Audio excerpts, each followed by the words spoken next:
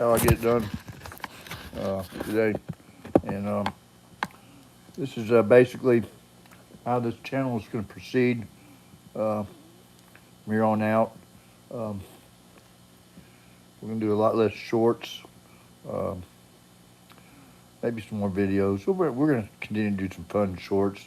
I just get a kick out of them. But I know they're not, it's been shadow banned, and that's all right. You know, we don't care.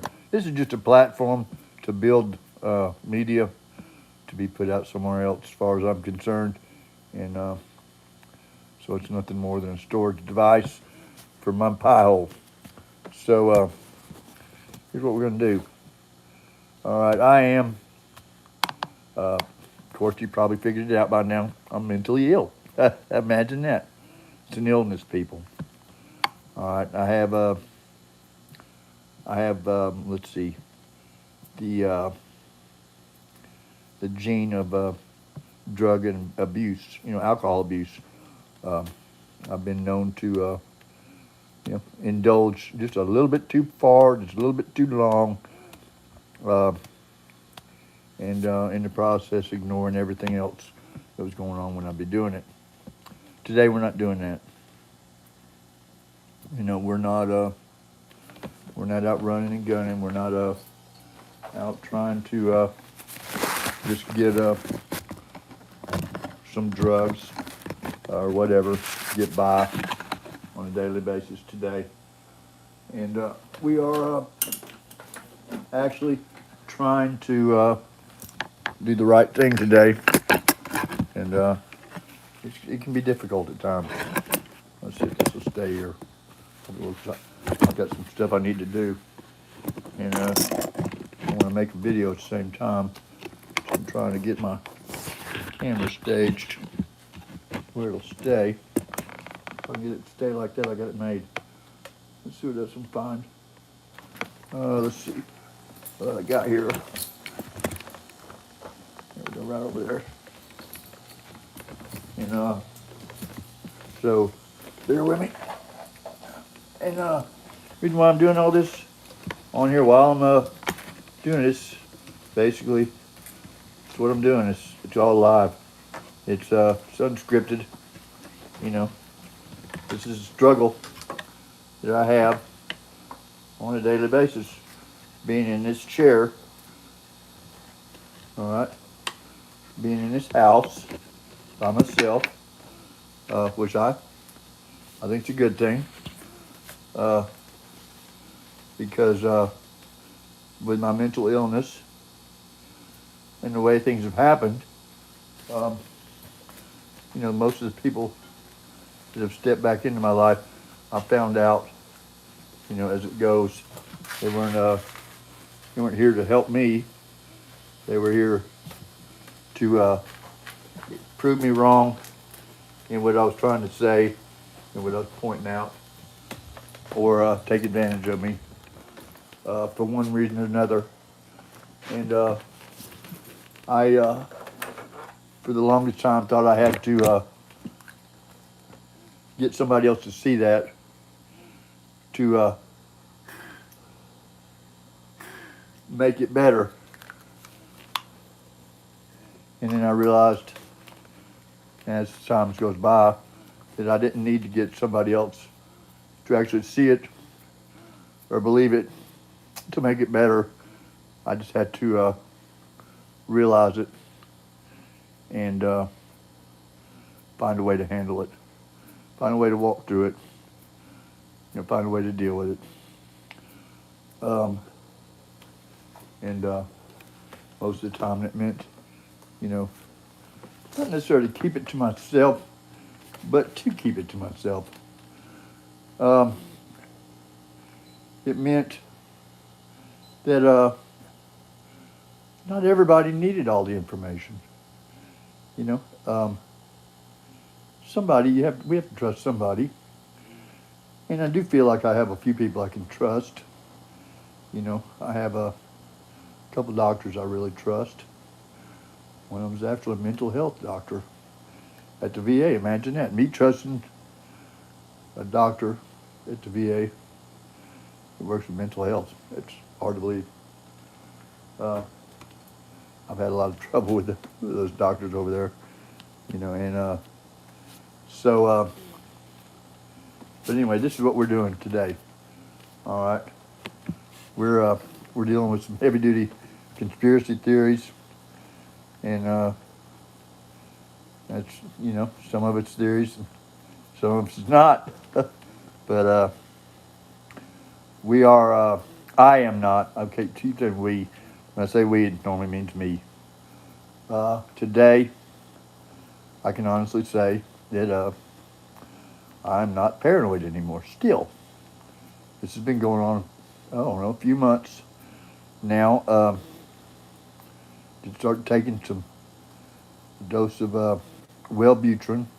I don't know that that's what it's for or not, but it's mysteriously, at the same time I started taking the Wellbutrin, my paranoia just almost immediately just evaporated.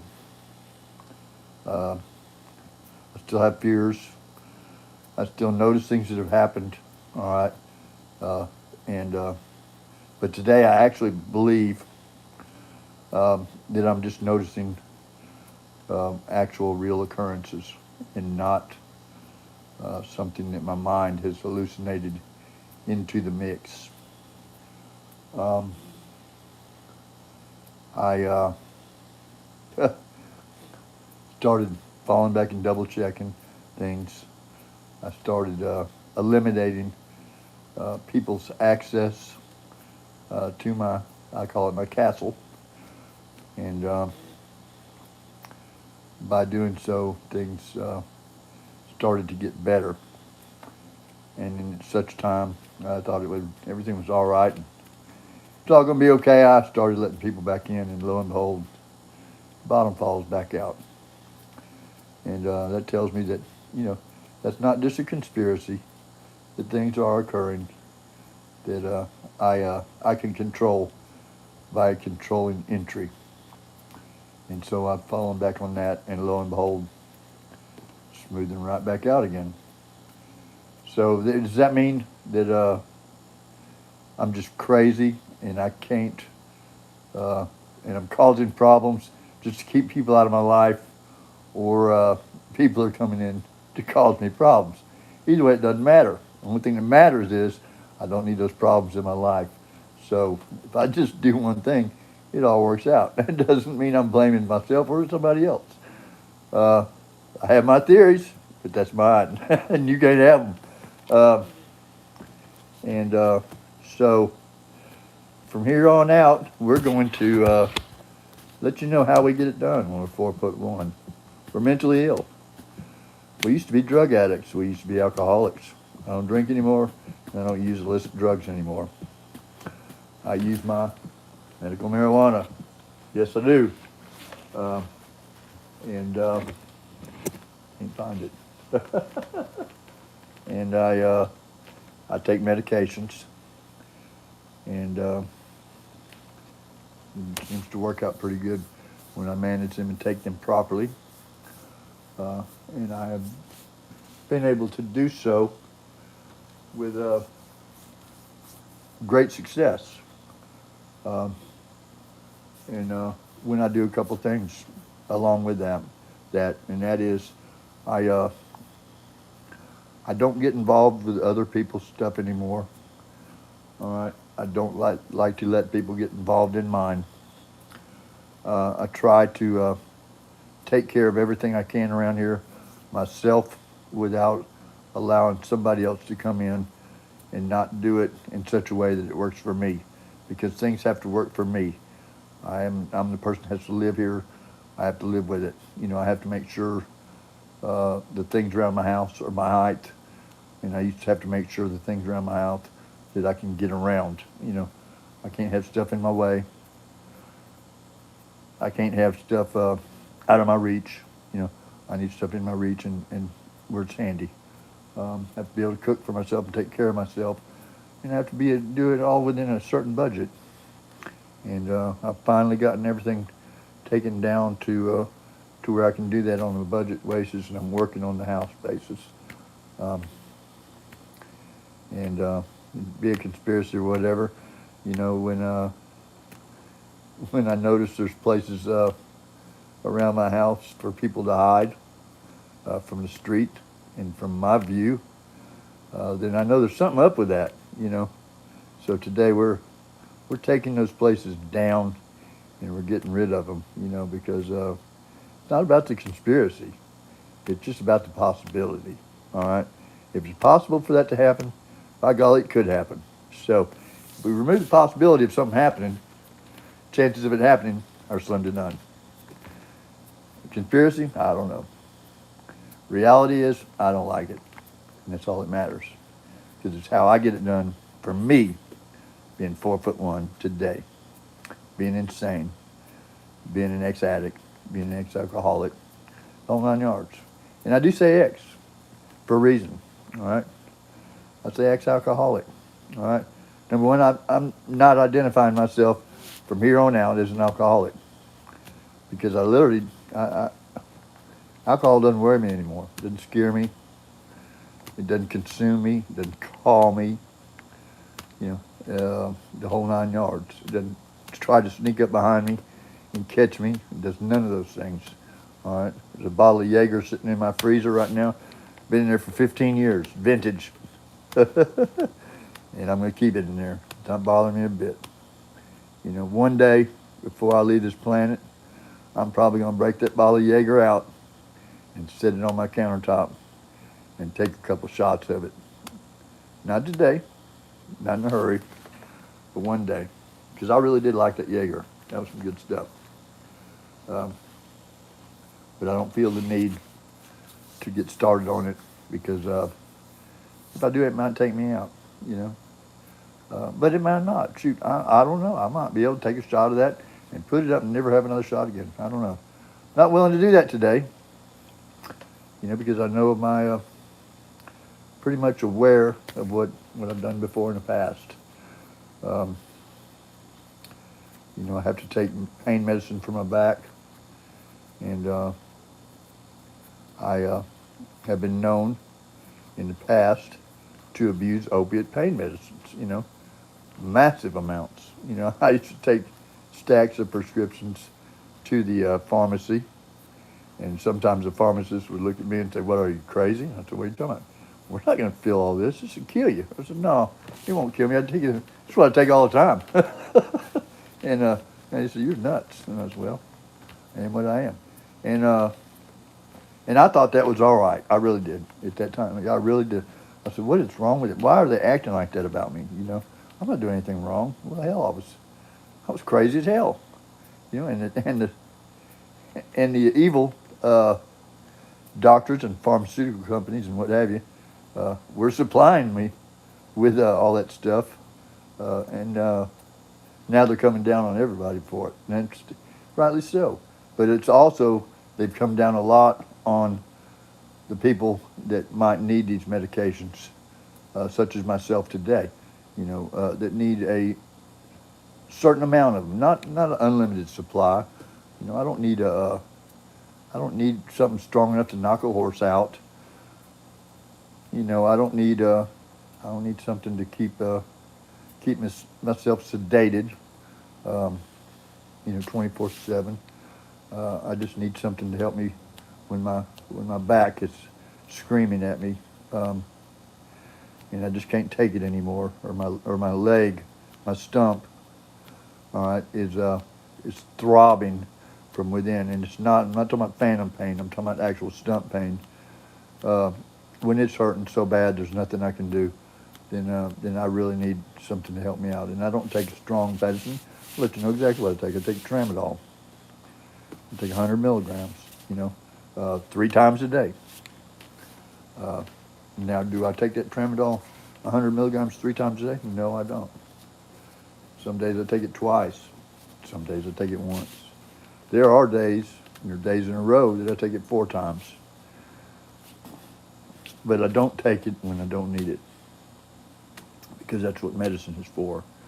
It's to be taken, you know, when you have the problem. It's not to be taken as a maintenance, you know, because that was what I did in my addiction, was took medicine as a maintenance just to keep surviving and keep going.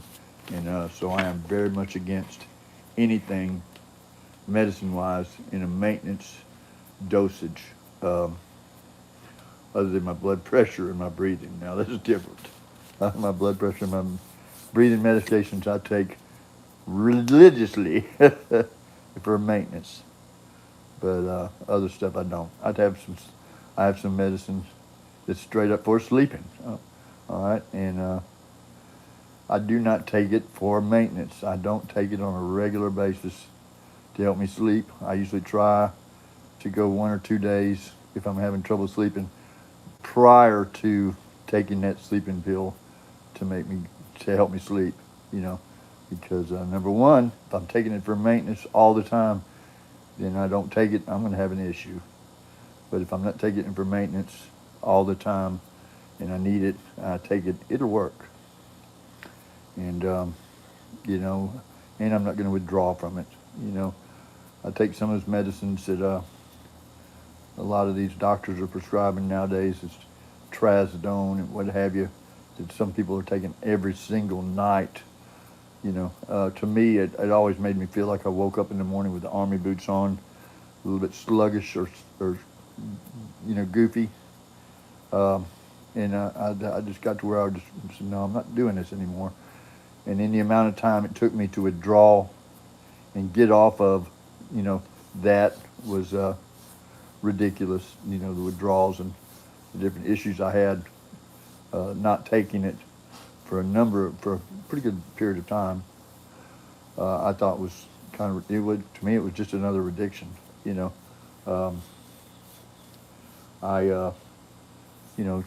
kind of like if you get hooked on Afrin for your sinuses, it shouldn't take you a while to get off that Afrin, and it was harmless. Just shoot a shot of Afrin in your nostrils, and lo and behold, wow, I can breathe.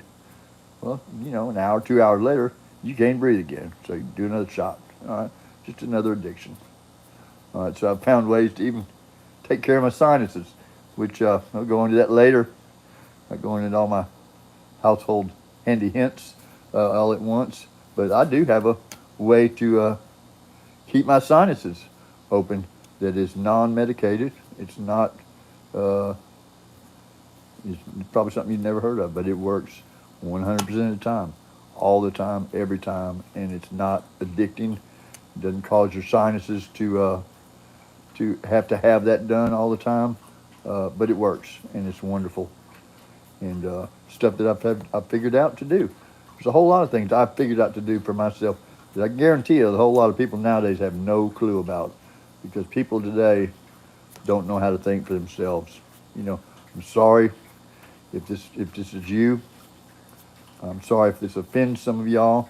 I know some of y'all are going, oh, that dude's crazy. Well, yeah, shit, I'm the crazy one-legged old man in a wheelchair. Guaranteed. All right. I am bordering on insanity at all times. All right. I like to stay this far away. All right. Here is insanity. Here I am. All right. Sometimes I keep it down about like that. All right. Right about there's where I normally like to stay. All right. From insanity to crazy. And by doing so, I just have a good time. And we're going to continue to do so. I'm going to get back if God will help me, and if things all work out, to building these devices that was starting to build before I went in the hospital last year.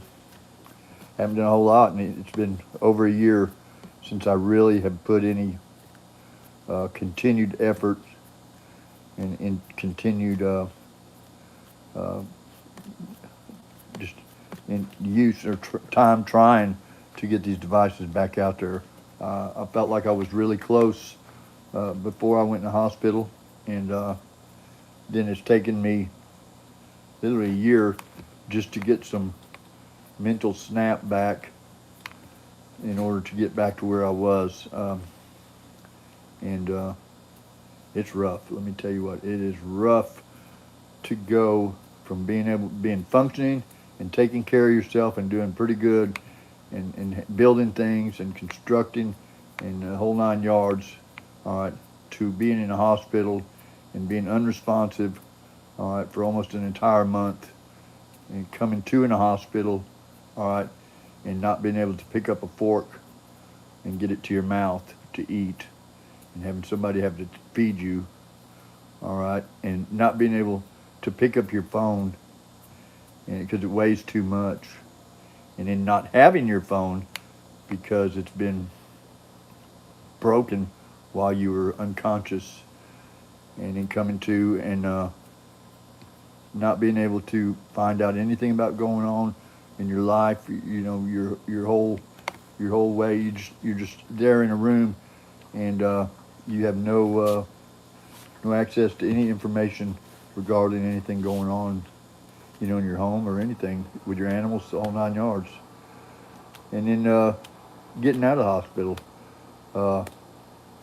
before you're ready, all right, to get in your truck and wreck it on the way home because your insurance lapsed or was, over. So they just kicked me out of an ICU and sent me home.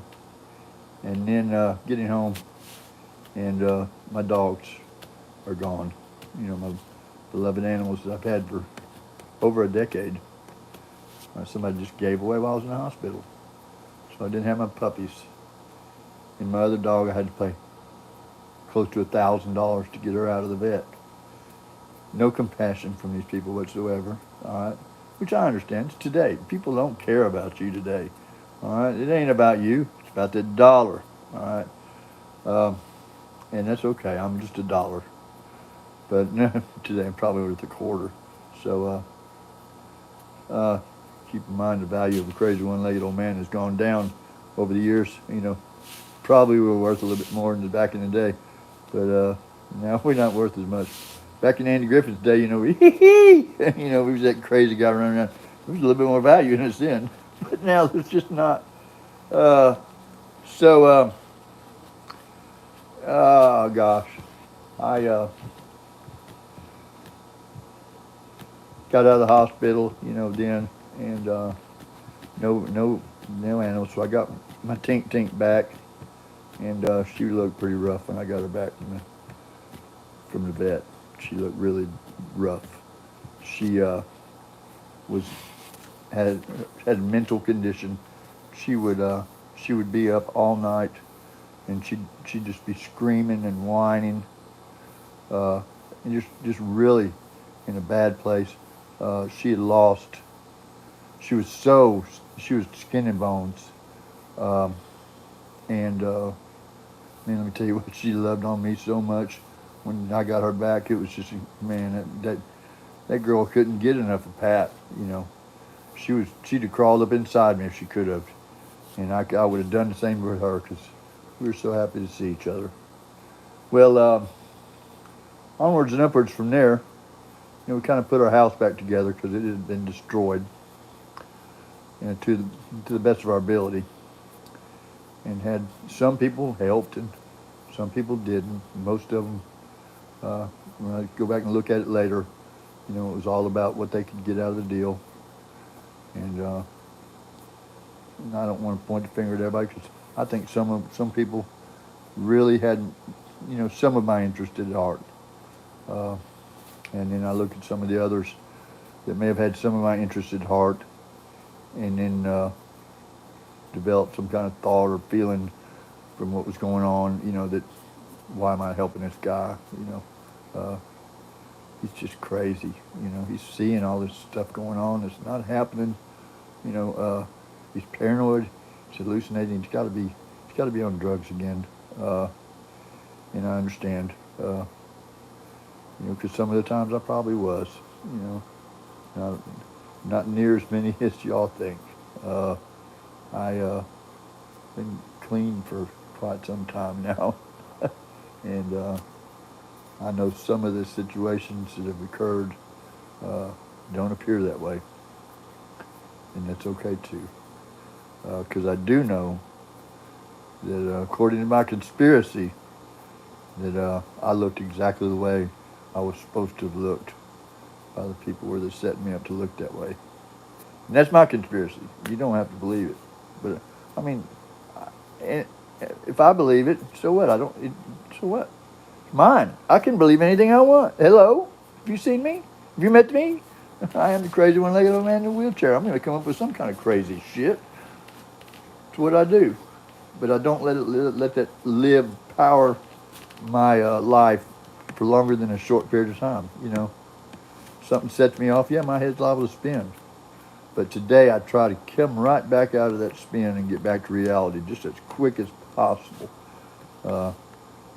Be it real that happened to me or fake, it doesn't matter. Even what happens, if it's real, all right, and it throws me into spin, I can't deal with that real unless I come out of the spin, and that's what I have to do. So today I try to come out of those spins just as quickly as possible, get back to reality, and start functioning again. You know, people will look at me when I'm saying something's going on. They're saying, Pat, you're just being paranoid, da da da da da.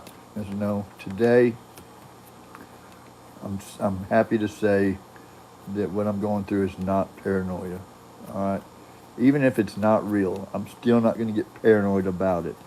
You know, just because I see something that somebody else doesn't see doesn't make me paranoid today.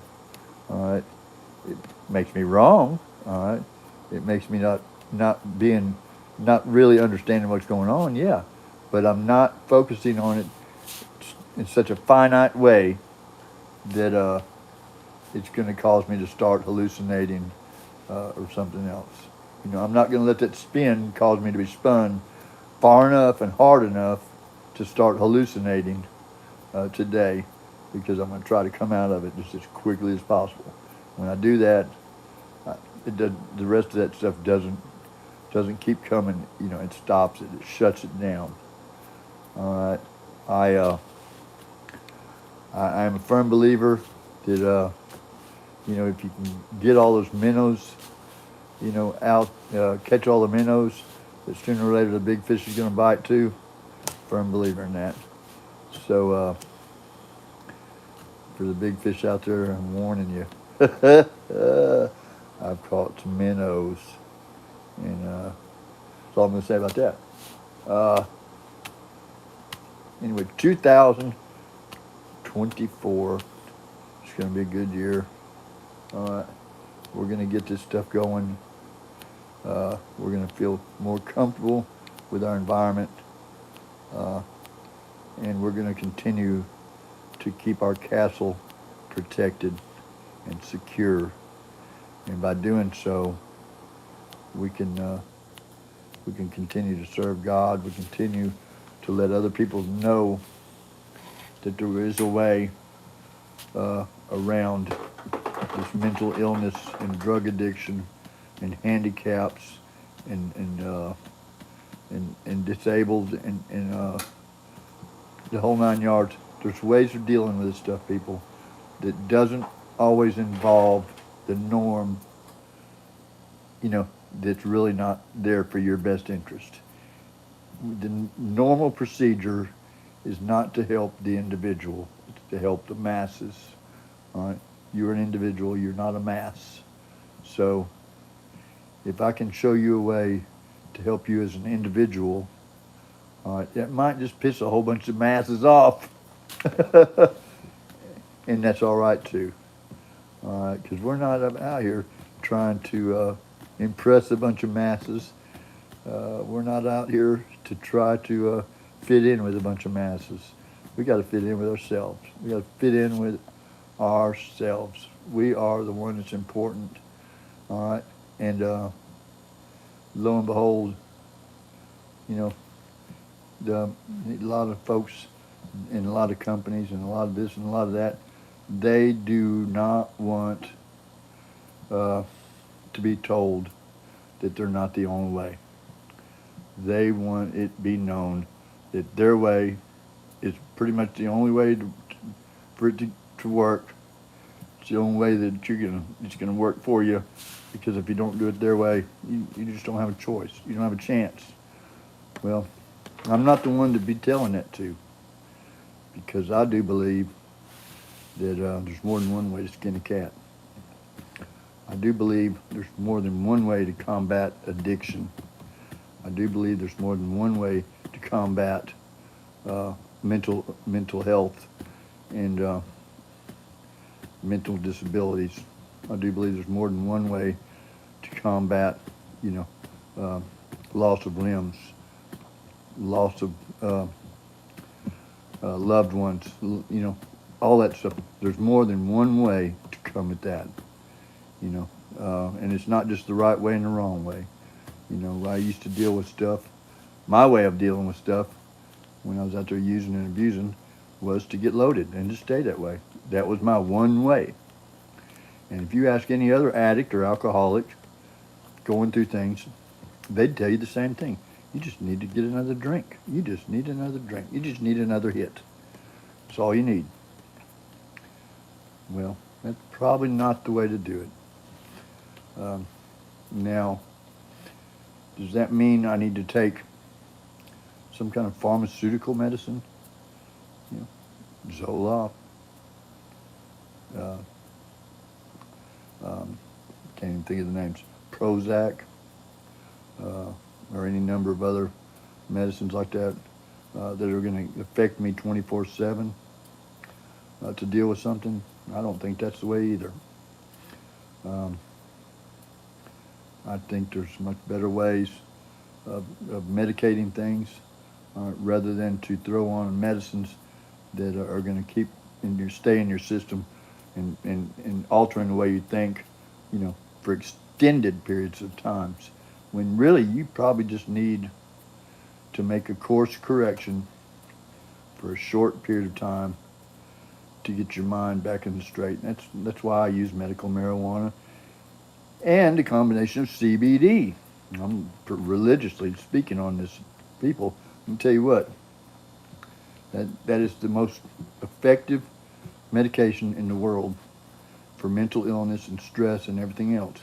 And I'm not talking about taking in enough THC, all right, to completely alter your aura. I'm talking about a low dose THC with CBD involved in it, because the CBD is it's an antagonist, I guess you want to say, to the THC. It will limit the effects of the THC as far as the edible, feeling, and cause it to not alter your thinking and stuff so extremely as it would if it was just, the THC. But what it does is that just stays in you for just a short period of time. The effects may stay in your bloodstream and your urine and all that a little longer, but the effects of it only stay active for a short period of time. And it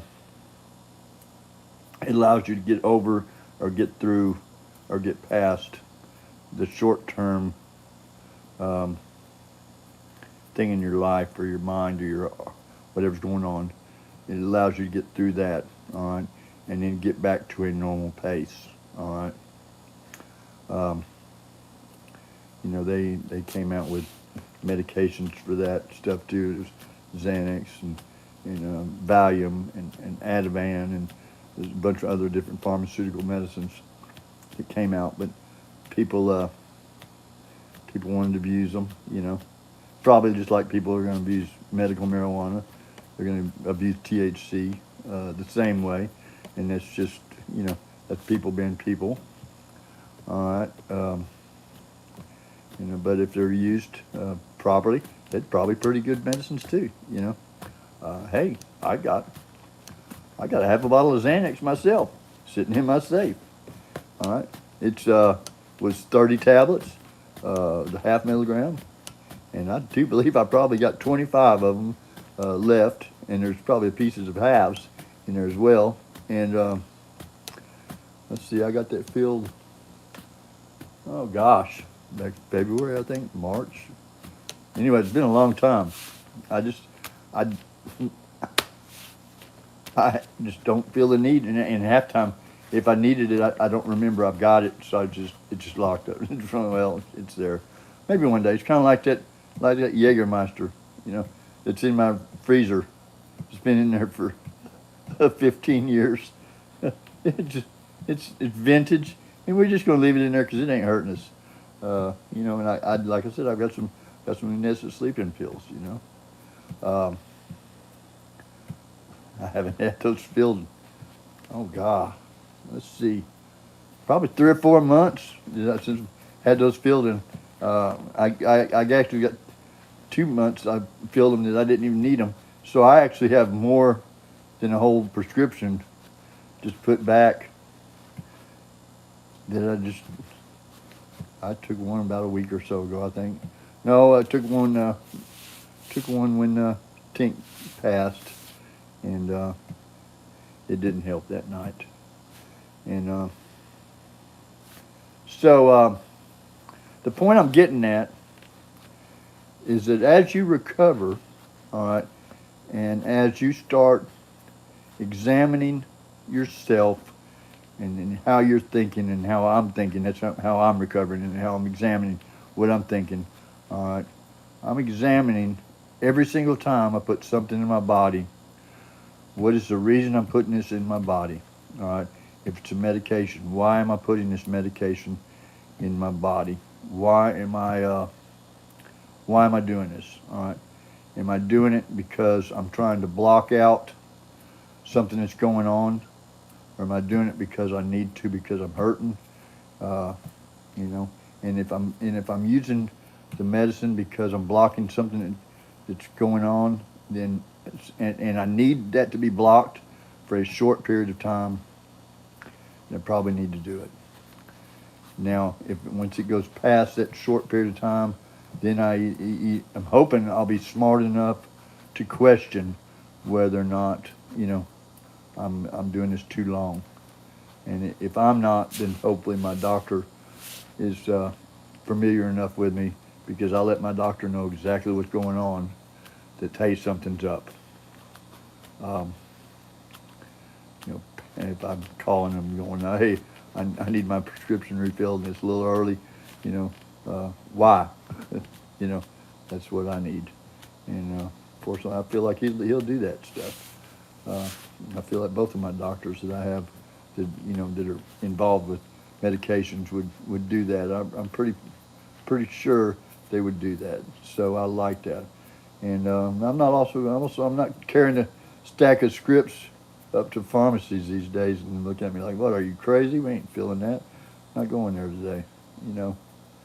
But with my conspiracy theory behind me, and the future ahead of me, and the paranoia slipped away, and I think we're going to be all right today. You know, we're still dealing with the grief of losing our baby, Tink, and I do know that that cat was on my porch manufacturing methamphetamines. I have him on video, and I'm taking that video to a higher power, a higher person than local people. And it's not a conspiracy theory. I mean, I understand what they've said. You know, sir, you've called us over 100 times about people coming in and out of your house, and you never can produce anything. And I said, well, I do understand that. You know, because I have had Wi-Fi stuff set up that, and Wi-Fi is about as secure as a screen door, you know. And but see, I didn't understand that when I was relying on that, and then I kept fighting with, well, you got to understand, it's Wi-Fi, they can turn it off. Well, then why am I trying to tell them that I have cameras? Because if they're that secure, they're not even there. It's like not even have them. It's like worse than not even have them, because you think you have them. All right, that's even worse. So we put us in a little hardwire system, and we just made it a little double redundancy, because we got a little bit of knowledge on how that works. And we set it up where it ain't all going to get erased if you erase it you know, some of it's going other places already. And then when we get that, we put that up. So, yeah. And so when you call about it, they're like, yeah, you've never had any of this. Mister, we're just gonna, we're gonna send some police officers by there and have them pick you up for what it was it, abuse of 911, yeah. And I was like, no, never mind. Never, just don't worry about it. I'll be all right. So I leave those people alone nowadays. And I'm not talking bad about them. I do understand. You know, they got, man, tell you what, they got more to do than possibly can even be done. So I understand when you look at me, I'd be going, hey, that dude's crazy as hell. He's tripping. Something's going on because this can't be happening. You know, I understand. And I'm with it. And I agree with you today. Doesn't mean that's the way it is. So today we're going to take care of it. We're going to handle it ourselves. We're going to try to keep our mouths shut other than what we're telling you because we don't care. And I'm telling you because I'm trying to give you, this is the good, the bad, and ugly. This is how we get done with 4.1. We're mentally ill. We're ex-addicts, ex-alcoholics. And we're not trying to get it done like everybody else does. I am not a cookie cutter. I am unique. So, need to cut this short. Have to be done with this because it's gone on long enough, and then to the point of ranting and raving. So, we're gonna let you go. Be nice to yourself. Be nice to somebody else. And like I always like to say, trust in God. All right. Have faith in faith. All right. And do something good for somebody else. And don't take credit for it because God's the one that actually needs the credit. All right. If they're paranoid, don't try to sneak it in on them. Let them know exactly what's going on. All right. So they won't worry about it or wonder about it later. And by doing so, they won't never have to question you. If you start sneaking stuff around somebody that's paranoid, sooner or later you're just not going to be part of their lives because to start with, they don't need that kind of mess. They need you to be very, very, very out in the open with them because that's what's required to beat that. And I do know that for a fact because for some reason I figured it out.